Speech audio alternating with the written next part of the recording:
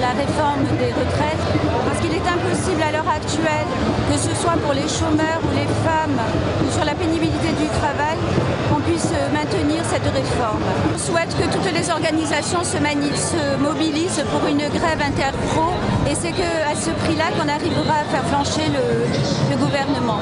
On peut dire que la plupart des services publics vont devenir privés. Autrement dit, vous aurez les moyens de vous soigner, on vous soignera. Vous les aurez pas, vous mourrez. Aujourd'hui, on est là pour manifester notre désapprobation par rapport au passage à 62 ans.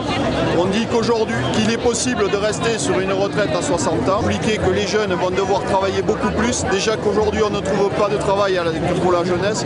On se retrouve dans cette confrontation où on va avoir des gens qui vont arriver à l'âge de la retraite avec des taux qui ne seront jamais des taux pleins et des retraites qui seront complètement misérables.